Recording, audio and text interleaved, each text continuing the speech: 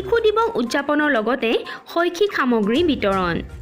শিমলুগুৰি মৌজা আঞ্চলিক ছাত্ৰ সন্থাৰ উদ্যোগত চিন্তামণি গড় মধ্য ইংৰাজী বিদ্যালয়ৰ সহযোগত শিশু দিৱস উদযাপন আৰু লগতে কিছু পৰিমাণে ছাত্ৰ ছাত্ৰীৰ উপযোগী হোৱাকৈ শৈক্ষিক সামগ্ৰী বিতৰণ কৰে।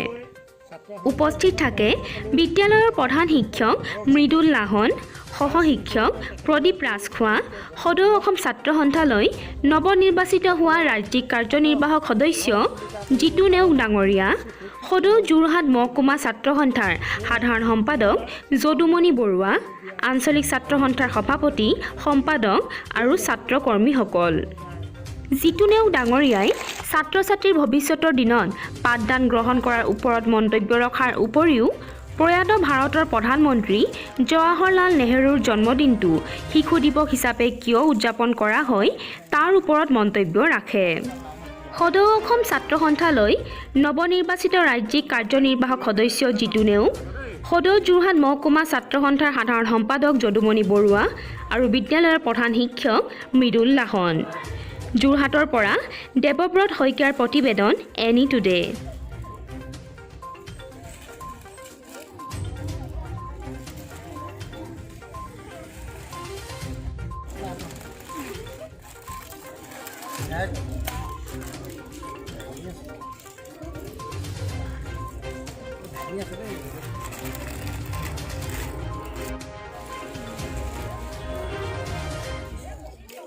যোৰহাট মহকুমা ছাত্ৰ সন্থাৰ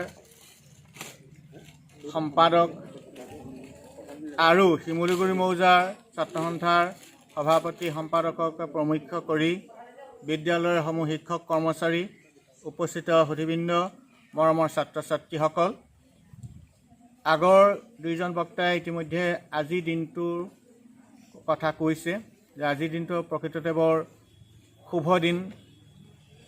যে দুটা উৎসৱে বুলি কৈছোঁ আমাৰ আজি একেলগে মিলিছিলে। যে জৱাহৰলাল নেহৰুৰ জন্মদিন আমি শিশু দিৱস প্ৰতি বছৰে আমাৰ বিদ্যালয়ত খুব ভাল ধৰণে জাক জমকে আমি অনুষ্ঠিত কৰোঁ, কিন্তু এইবাৰ কৰিব পৰা হোৱা নাই। সেইটো সকলোৱে জানে যে কোভিডৰ কাৰণে আমি এইটো কৰিব পৰা হোৱা নহ'ল। আৰু অন্যহাতে আজি পোহৰৰ উৎসৱ দীপাৱলী, যে দুইটা দিন একেটাতে পৰিছে। আজি এটা শুভ দিন।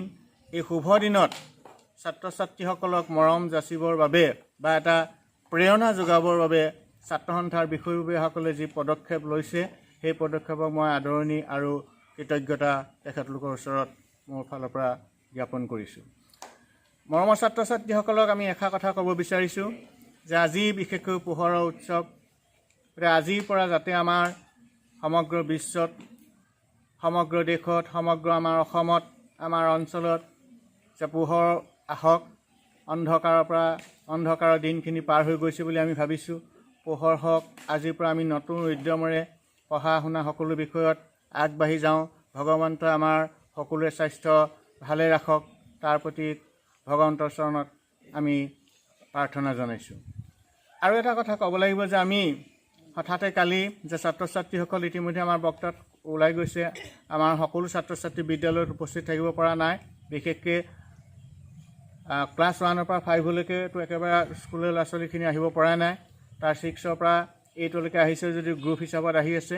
কালি আমি হঠাতে এই খবৰটো পোৱাৰ কাৰণে আমাৰ বিদ্যালয়তে কোৱা হ'ল, যিসকল ছাত্ৰ ছাত্ৰী আহিছিলে তোমালোক আহিবা আৰু ওচৰৰ পাজৰে যাক যেনেকৈ পোৱা খবৰটো দিবা।